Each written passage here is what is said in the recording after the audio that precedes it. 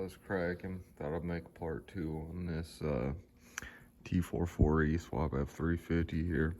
Cover a couple things I forgot in the first video, a couple things I figured out. Try to help at least one person along the way. Fucking, here she is. She's getting dressed out. F350 time and cover on there. About ready to go in. Engine bay's clean. Got this on. Got the pins done. Fucking crank spacers on. Oh shit.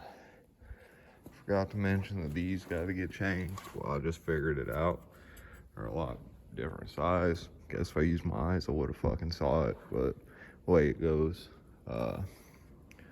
On them pins, ended up having the old timer just took a slide hammer, welded the bit to it. Then right after he finished the weld, just hit it with a slide hammer. And fucking I was in awe and also very pissed off. But, you know, it's done now. So that might help some of y'all out.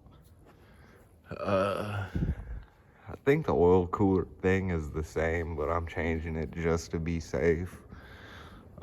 Just to be on the wary side. I flushed it out, did all that good stuff.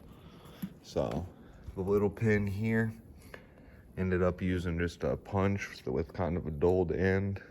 Popped one side down, other side popped up. Pried it out with a little pry bar. Easy.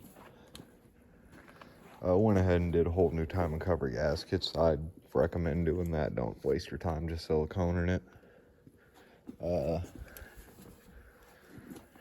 This little water neck here was different.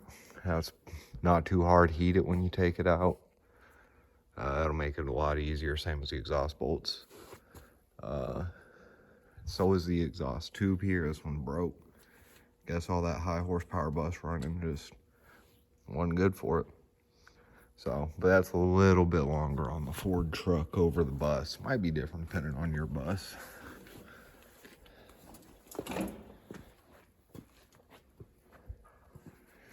But yeah, I mean, I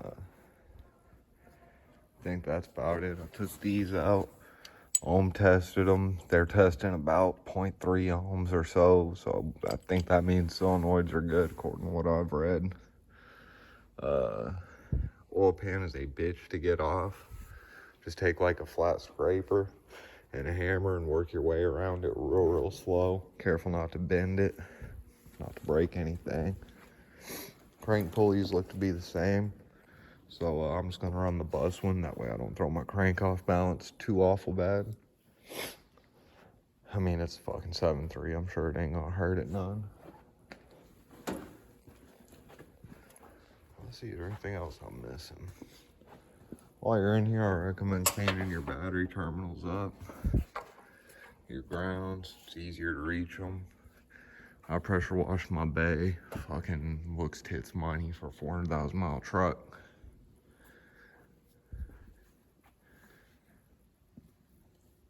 If you got any questions, I mean, just feel free to ask. I'll probably be able to help somebody out. That's the whole reason I'm making these videos. And see nobody else really talking about them, so figured I'd be one to do it. Clean up all your stuff when you got it out. It's just so much easier, so much nicer putting it back together.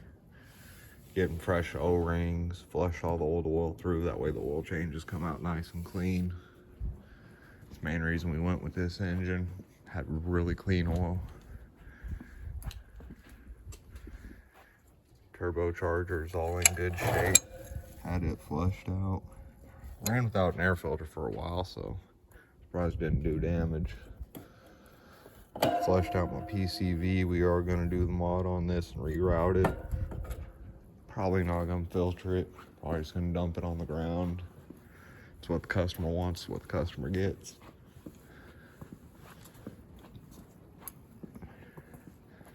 But yeah, oh also, these fuel lines gotta be changed. Pretty sure I mentioned that in the last video, but the fuel lines gotta be changed. And if yours have a nick in them like mine, good luck finding replacements.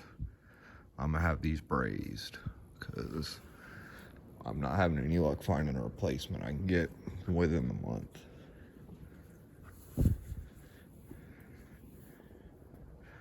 Yeah, if you have any questions, feel free to ask them. I'll make another video when we get it in and get it running.